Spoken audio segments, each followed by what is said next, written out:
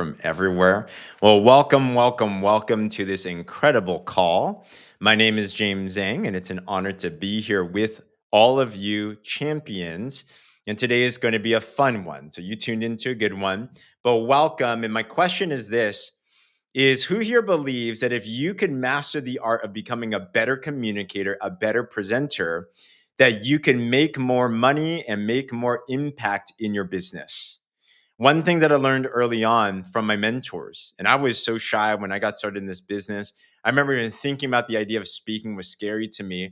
But the only reason really why I made it a goal was I heard my mentor say this. I was 19, I was broke, I was just like, but I was hungry for success. And he said that he or she that holds the pen makes all the money. And I thought about that. The pen is the presenter. The pen is the one that's actually delivering the content. And I said, I'm scared as heck to do that. But if that's possible for me, I would love to do that because I love to be able to, in his quotes, make all the money. And you fill in the blank, that's prosperity, that's success, it's everything.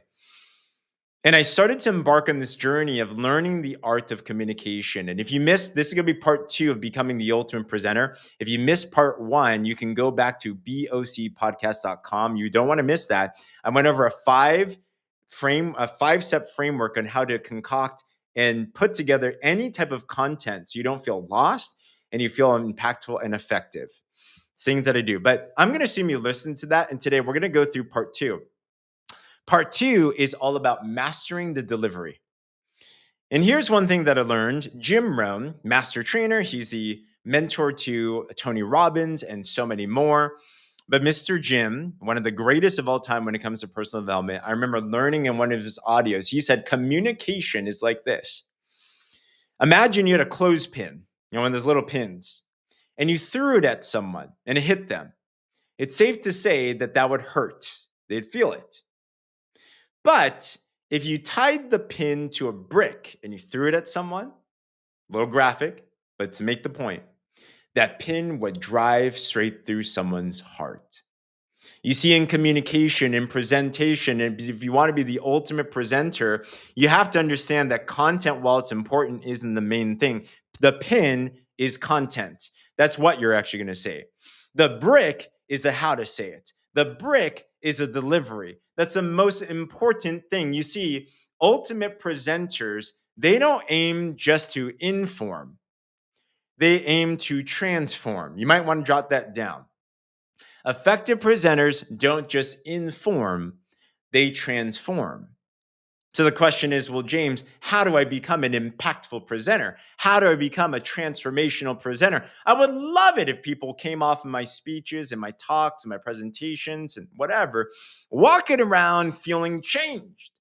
But maybe you're someone like me that, for me, my experience was, well, if someone even stayed in the conversation because I was very boring, I was very monotonous, that they didn't really remember much. Well, I'm going to share with you some tips today. I'm going to go through as many as possible. I have 7 points. Let's see if we can go through them all on how to actually master your delivery and become effective. You ready to jot down some notes?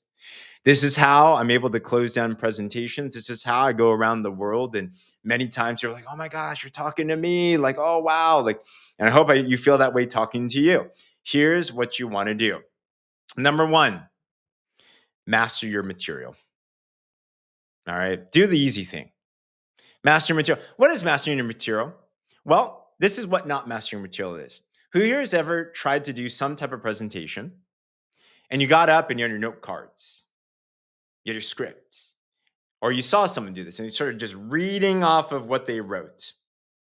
I'm not against note cards or prompts or cues, but it's safe to say I don't remember any time someone's ever read off a script, unless they're an actor, but they don't read off script, right? They memorize it. But if you were to read off a script and you just deliver information, that's typically not the most impactful. True? So if you want to become truly effective, get rid of the things that are limiting your impact. So you want to master it. How do you master it? You see, you can't focus on how you're going to say something if you don't remember what you say. So with whatever your presentation is, I'll give you an example, how I prepare for a convention speech. I remember one of the first times that we got invited finally on conventions and network marketing. If you want to know how to get in a convention, let me tell you, it's real easy. They look for examples in the field. So do something amazing in your business, set some targets, set some goals, do the right things, follow the example, follow the culture, and inevitably you're probably going to get recommended as a speaker one day. Usually they give you a testimonial piece first, 2 to 3 minutes.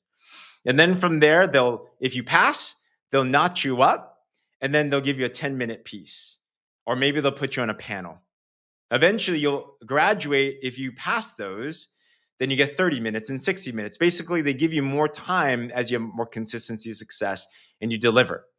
So I remember the first time that me and my wife, Becky, this was in 2014, we did the testimonial already. And then now we got invited as in a panel, like a side room, not the main room, a side room for a 10-minute speech, a 10-minute presentation. And we were freaking out. We're like, oh my gosh, we want to deliver. How do we do this? So we drafted out our presentation, much like what I covered in part 1 on becoming an ultimate presenter. So we had the content, okay? And then we drilled that content and we literally spoke it out in our hotel room. I think I was in my underwear, right? And we went back and forth and we probably did that 50 times. But you want to know your content so well that you don't have to think about it anymore. And the only way to know something well is you practice. Practice makes better. So any type of time that I have, especially when you're newer and you're not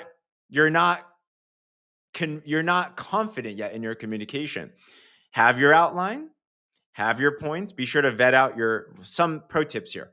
With whatever your presentation is going to be, submit your presentation to a mentor, a coach. For me, to this day, I usually write out my outline like I talked about last week, and then I submit it to my wife. And I have her critique it. And I say, what do you think? And she'll be like, not this, try this, not this. We have to get out of our own heads. So you have your content, and then you practice delivering it, okay? That looks like you talking it out a lot. That looks like you going through the motions with it. That looks like you going through the slides. It looks like you looking at a camera. That looks like you recording yourself. That looks like you actually doing an audio recording, a video recording. That looks like you doing it in the mirror. Doing it until you don't have to think about your content anymore. And then that's when the real presentation starts. So do you practice your content? Do you care about your people enough that you want to give them the best of the best? So if we have the response, it's a responsibility. You see, what's important about an effective presentation isn't the content that flows, but it's the heart that hits. Do you value your audience enough where you're like, they deserve the best of me? Because I'm not here for me, I'm here for them, to serve them, okay? So master your material.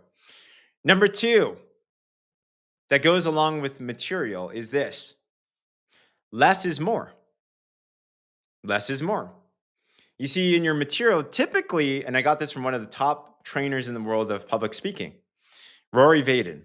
And he said this, and he won like some of the big Toastmasters presentation, like competitions and stuff. He said, amateur presenters, let's say you have 10 minutes to do a speech or a presentation or a sales pitch or whatever. Amateurs try to fit 15 minutes of content into 10 minutes. They try to squeeze as much content into a little time frame as possible. Professionals, the ultimate presenters, do this.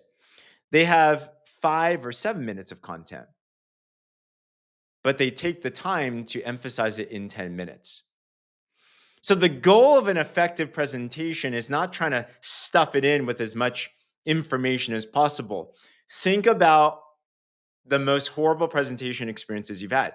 I have a bad flashback to college. I was at UC Berkeley. I took an anatomy class. We had 50 minutes in the class, and our professor tried to stuff 200 slides of anatomy information in 50 minutes every time. Guess what? No one loved that class. Over our head, overwhelmed, too crazy, too much, too soon. It would be more effective if you had 10 slides and took the time to actually lead us through this. Effectiveness is about transformation, not information, remember. So even with your content, aim with the time that you have, practice with less. So let's say you're practicing on the clock and you have 10 minutes. Can you get your presentation done in 7? Because if not, if you're like right on the dot with 10, you're running it really thin. You're running a very fine line. If you feel like you have to rush, you have to eliminate some things. Okay? It's very practical. I hope this clicks for some people. All right. Point number 3. This is huge. This is what separates the pros from the rest. Have you ever felt like you got off this, you went through a presentation, a sermon, anything, and then you felt this way? You're like, that person was talking to me. Even though you're in an audience of 100 people, 1,000 people, 10,000 people, you felt like they were talking to me. They were talking to you. You know why? Because they were. See, the most ultimate presenters understand that you're not presenting to an audience. You're not presenting to a crowd. You start and you end, and you're speaking with an audience of one. This is huge, champion. It doesn't matter if you're doing a recording. It doesn't matter if you're doing a testimonial. It doesn't matter if you're closing a stage convention with 10,000 people. The best presenters, they focus on one person. So what do I mean by that? Let's say today, for example, I'm talking about this topic of being an ultimate presenter. I know my audience. And you know who I'm speaking to? I'm speaking to the person that's in network marketing that wants to become a good presenter, fearful of doing it. Maybe they've tried presenting before and they feel like they just can't get it down. They feel like they either run off all the time or they feel like they don't know what to say and they're scared of being impactful and think that it's not for them. I'm talking to the person that really wants to scale a significant 6-figure plus business.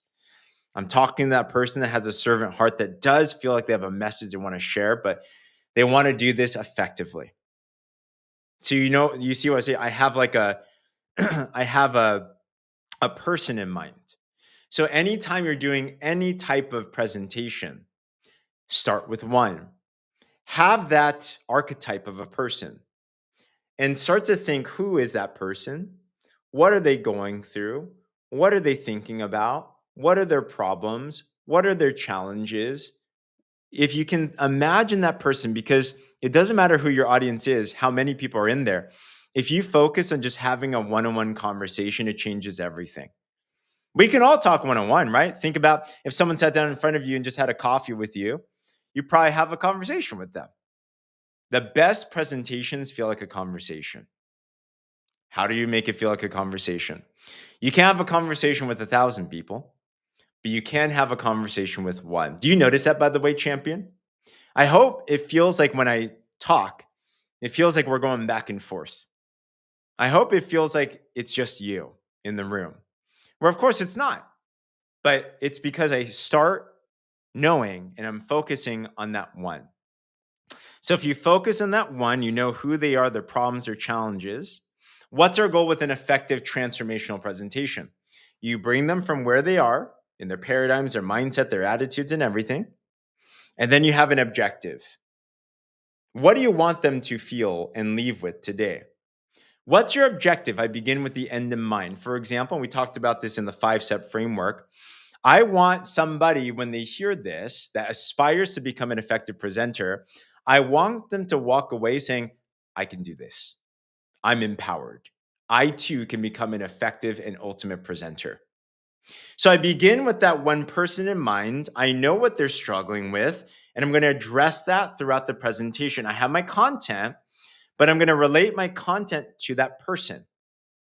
Okay. Great, effective presenters. You'll notice that even if they train on the same topic, they don't say it the same way because they're not just trying to regurgitate information. They're having a conversation with a real dynamic person that are different sets of problems, challenges, and lifestyles. So knowing that every presentation is a conversation with one, it becomes dynamic, it becomes different, even if the content's the same. That's why it's important if you have 10 minutes to only have 7 minutes of content, because 3 minutes can be focused on actually drilling in the point. This is getting kind of detailed now and tactical, but is this helpful? I hope this is helpful. All right. And that's third point. Number 4. Man, I'm just giving you everything now. All right. Pro tips. Number 4. Here's the problem. I'll address in the fourth tip. Have you ever felt like you're talking and you have no idea if it's hitting or not? You're just talking and talking and talking. You're like, let me just get through this. And by the time I'm done, I hope it worked. You see, effective presentations, to become the ultimate presenter, you don't guess if it's impactful. What you do is number four is you create engagement. You actually create engagement. If you're talking to one person, think about this. Would you just vomit on them for 30 minutes and then see how they feel after? Or wouldn't you, as you have a conversation, have a back and forth? For example, if we meet, I'm gonna greet you. Hey, how are you? You're gonna say something, right? How are you? I'm gonna have a conversation back. Hey, what have you been up to? They're gonna say the same thing back. And let's say I'm delivering content. Hey, do you want to be an ultimate presenter? Is that something that you want to learn? Yeah. Okay. What are certain problems? You see, you're going. It's a literal back and forth. So to do that in a presentation, for example, in Zoom, you'll find me do this all the time, or a virtual presentation. I will ask people, "Hey, if this clicked with you, put a one in the comments." I want to make sure I'm delivering content that they're receiving. Communication is not you talking. Communication is your person that you're talking to. Do they receive it, understand it? Are they going to implement it? The only way to confirm communication is to ask them a question. So I'm going to create engagement. Hey, if this is clicking with you so far, by the way, put it clicks in the chat below. Right? So, like, you'll see me do these things. You'll hear me do these things in a Zoom, for example. If it's on a call like this, I'm going to give you a pause. Like, hey, does that make sense? I'm going to ask questions. Just like you would in a one on one conversation, I'm always asking questions and I'm actually listening. Whether I can actually see a chat or you're going to get really good at imagining the other person. This can only come from drilling. You see, effective presenters, ultimate presenters, already know the impact before you say it. I already know when I say something how you're probably going to feel. I know you're going to be triggered. I know if you're confused. I know if it clicks because I'm assuming I'm in your mind. You're going to get to a level where you can already envision the other party, what they're thinking, feeling, and struggling with. The only way to do that is you have to master your content. So then you can actually practice and you're thinking, what are they going through? I'm having a conversation with one and you're kind of role playing in your mind. That comes through a lot of drilling. But at least for now, keep it dynamic. Does that make sense? In an audience, in a live speech, I always ask people that if you ever come and you hear me speak, I'll ask for a lot of engagement. I'll say things like, who here has ever felt like you struggled with presenting effectively? Raise your hand. I'm going to ask for a lot. I'm going to ask people to stand. I want to know if they're with me or not, because based on a conversation, then I can walk with them more. All right. Point number 5, lead with stories, not stats. Facts tell, stories sell. That's why I like to also, if I have 10 minutes to deliver something, 7 minutes, I'm going to keep as content. The best presentations leave story. They have emotion. You're captivated. You're with them. The only way to tell an effective story, don't rush it. You have to give it some time to breathe. Like a fine wine, it has to breathe, right? It has to get some time. So we've all been in presentations where it was all facts, no stories. It sucks. Don't be that person. Never make a point without telling a story. And never tell a story without making a point. Interweave stories, examples. You know the best stories that I like? I'm not creative. I love using my own failures as stories. I can always talk bad about myself. I can always make fun of myself. I'm not that creative, but I live with me. So, for example, let me tell you when I had this wrong. I remember in the beginning when I started to learn how to do a presentation, I did it the wrong way, where I try to memorize everything, regurgitate it, and just get it off the chat. So I'd come in and I'd present for 30 minutes. And at the end, I was sweating. I was tired. I was like, oh my gosh, what's going to happen? And my mentor came up to me and was like, that was not effective. I'm like, why? Well, I had to get and seek guidance. And I got these points that I'm sharing with you today. Facts tell, stories sell. Okay. All right. We're almost done. Point number 6. Always keep one objective in mind. Know the one big goal or message you want to pass on. Effective presenters are leading people through communication and dialogue to a place. They're not just talking to talk. They're leading them to somewhere. I'm leading you, if you're listening here, to be empowered to become an effective presenter. So I'm constantly drilling in that point. Everything I say goes back and it supports that main objective. It doesn't, I'm not going to talk about it because it's not relevant to what I'm going to deliver to you. So always keep in mind the end in mind. What is that one message? And number 7, the final point. If you like this so far, let me know in any capacity that you have. This works. This is literally how I do every single time. Number 7, end with the heart. End with the heart. People don't care about how much you know until they know about how much you care. And what I realized is what helped elevate my presentations to transcend, to transform, to be something extremely impactful is when I would end with an emotional note, a call to action. Be vulnerable. You can have the content, you can do everything else we talked about, but people really will only remember the start of your presentation and the finish. So leave them in a way where they are impacted. So, what's the best way? I love leading out with a vulnerable story. I love leading out with a way where people can feel your heart. I remember when I finally dawned on me that I could be an effective presenter. And I was so scared, I was so shy. I knew I wanted to make an impact. You do, right? You do your business because you want to transform lives, right? You want to transform your family. You have legacy to build. You have lives to change. You have a great product. You have a great opportunity. You have a message on your heart. But you feel so stuck, don't you? You're like, I just can't, I can't get it across. It's like you have this pent up energy and enthusiasm. You're like, why are they just not getting it? And I realized the reason why they weren't getting it is I wasn't presenting effectively. And I made it a goal to master the points that I've been sharing with you. And it wasn't overnight, a lot of drilling, a lot of failure, a lot of repetition. But I remember just even not long ago, I was at Calgary, Canada. We're launching our company into that market. And someone came up to me that honestly I didn't recognize right away. Now I do a lot of content all over the place and I'm just doing these points. And they shared a story with me on how something that I shared on a presentation had totally transformed and impacted their lives. There was tears in this woman's eyes. She was just like, thank you for doing what you did. You might not have recognized it, but that changed my life that day. And we had a moment where I was just so proud of her for the woman that she had become. We prayed over her, the next chapter. And I said, this is what we're all here for. Impact, legacy, transformation. I believe in a day and age where there's AI, where things can be filtered, where things can be copied. One skill that will never be out of date is the art of effective communication and presentation. And if you choose as a champion to master this and get better at it, you will see how you'll be a step ahead of everyone else.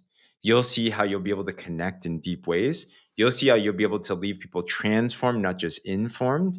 And you'll be able to see how the giftings that God's given to you and the talents He's given to you will be able to be imparted to others in ways where you're just like, wow, this is what it's all about. Your income will rise, your impact will rise, and everything. So, with that said, I hope that's helpful. What is my call to action for you? If you took this down, you're like, I'm going to get better. I challenge you, whatever presentation you're going to do, your story, your testimonial, whatever, start practicing it every single day. You know how I got really good? I did a live on Instagram and Facebook every day for 5-10 minutes. I followed the 5 steps that I did last week. I talked to you about. I practiced with what it is that it had here. And even if no one was watching, I did it every day for like 100 days.